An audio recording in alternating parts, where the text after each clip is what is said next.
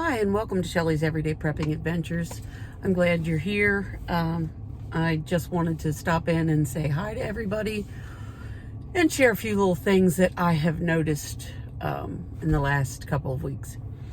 So last week I went to a little strip mall near my home. And in that strip mall, there's a cell phone store, a Starbucks, and a Kay Jewelers. And it was during regular business hours. It was even during the week. And I noticed that the Kay Jewelers wasn't open, and there was a sign on the door saying that due to lack of staff, they weren't open.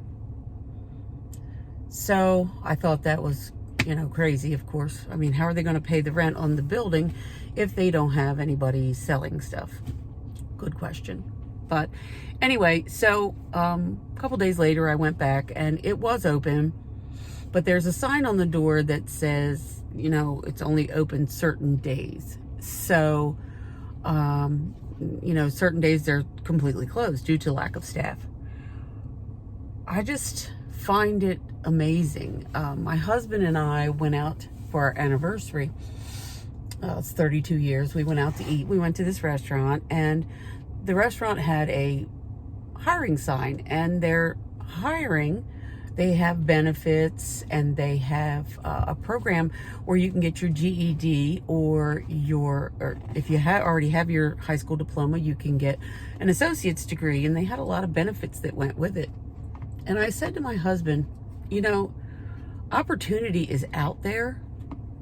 People just don't want to take the opportunities. And then that led me to start thinking about life in general and how we make our own problems. We make our own problems. We make our own luck. It's up to us. It's really up to us. If you're in a bad situation, you can get out of it if you really, really want to. So, I'm not judging anybody. Please don't take it that way. I just see a lot of opportunity, and I see a lot of people that aren't taking these opportunities that are offered to them. And then they want to complain that they can't get out of their situation. You spend a lot of time, you waste a lot of time thinking you can't do stuff. The only limits you have are the ones you put on yourself. And I believe that. I firmly, firmly believe that. For years, I said, I want to write a book. I want to write a book. And I told myself, you can't do it. Your grammar is awful. People will make fun of you. You cannot do this. And then one day, life all came together for me, and I said, I was 50. Maybe it's a midlife crisis, I don't know. And I said, if not now, when? When? If I don't take control of my life now, when will I? If I don't, then I will die not knowing what I'm capable of, what I could do for myself. So my husband encouraged me, and I sat down, and believe me, it's no easy task to write a book. And I wrote, and I wrote, and I wrote. I wrote several books. They're on Amazon. It's up to you whether you want to check them out or not, but it's under Shelly Wyatt. 2 of them are fiction, and then there's one about dogs. And honestly, thinking about writing another one here soon. But I had to put that fear of failure aside and say, am I going to be true to myself? Am I going to find out what I can do? Or am I going to die never knowing what I can do? Am I going to let others dictate to me by my fears? It's my fears of what they would say or what they would do.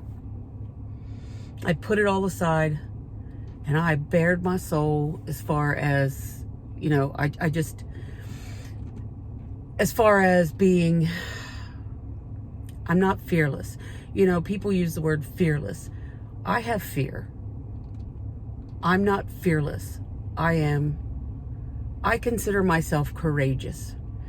Courageous is when you are able to face your fears and overcome them. It was a monumental task for me to face the fears of ridicule if I wrote a book, and to overcome that. But I did it. It was a very freeing experience.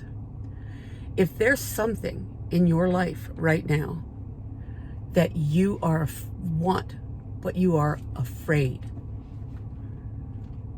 I challenge you, I beg you to put that fear aside and be courageous. Be courageous. There was something else that I have a big fear of, and it's heights. I have a fear of heights. Had a fear of heights for a long time, my entire life.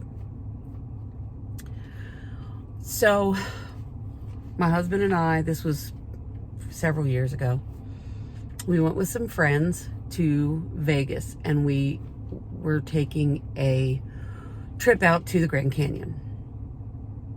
And where we were going, they have this glass bridge that goes out over the canyon. And I told my husband before we left, I'm doing this. I'm doing it. And he's like, honey, you can do whatever, you want. You can do this. Deep down inside, I was afraid I couldn't do it, but I was determined that I was going to do it. So the time comes and we get there, and I'm looking at this bridge. It's I don't know that it's glass, but you can see through it. So it's some type of glass. And it's very, very thick. They say that you can land a plane on it and it'll hold up a plane. It's very thick. Beams. Now, mind you, it's 4,000 feet down to the bottom of the Grand Canyon from where we're at. You can see the Colorado River, and it looks like it's just a couple of inches wide. So I said, I'm doing this. So we paid our fee, and you had to put burlap sacks on your feet to cover the feet so that they don't scratch the glass.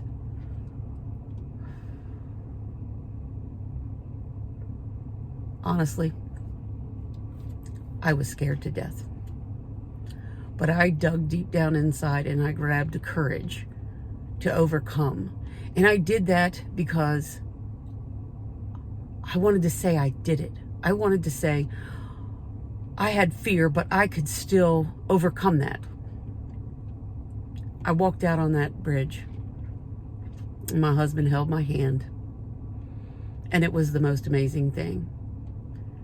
It's so empowering when you can overcome your fear of something. I did have support. I've got pictures of myself out there on that bridge. I would do it again if I get a chance. I don't know that I will, but it was a breathtaking experience. Don't miss out on the breathtaking experiences of your life out of fear. That's all I'm saying. So I know this got a little deep, and maybe it's not completely about prepping,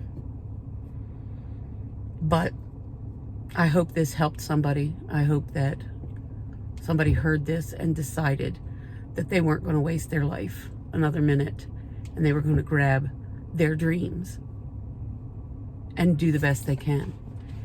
If you fail, so what? You did it. You did it. I can tell everybody now, yeah, I'm an author. Yep. I started my own business. There's nothing more frightening than facing failure for some people. But you never know until you try. So I'm telling you, your time is limited on this earth, whether it's because your physical body or whether it's because whatever's happening in the world. And I'm telling you, go for it. Do it. Don't let anybody tell you that you can't. If you're in a bad situation, you can work to get out of it. If you're sitting at home on the couch without a job, there are places you can start. If you haven't started prepping, you need to start today. And by prepping, that could be for anything. I would recommend that you prep some food, just because we don't know what's going to happen in the future. But when I talk about prepping on this channel, I mean prepping for anything. Today, I'm going to be canning. We're doing green beans, and I am going home, and right now I'm at the laundromat. I'm going home and I'm going to prep my kitchen and get ready. So prepping means a lot of things to a lot of different people. One thing I wanted to bring up, also I went, changing the subject a little bit, I went to Walmart, and if you haven't thought about this, maybe you should consider it. I realized that I needed new pillows and a new comforter. Now, for some reason, for me, my bedding, is just a second. I don't think about it a lot, not like you do food or whatever. But I thought, I need some new pillows and stuff. So I picked up new pillows and a new comforter and some sheets. If your stuff is getting old and you need to replace it, maybe you should consider replacing it now. You don't know if you're going to be able to get it later. It's just a thought. This channel is for, I want it to be about making people think. Do some soul searching. Think about who you are. Think about where you're going. Think about what you need to prep for. I hope I touched somebody today. This is from the heart. I don't edit. I'm just me. This is Shelly's Everyday Prepping, raw and unfiltered. If you appreciate that, please like, share, and subscribe, and I'll see you in the next video.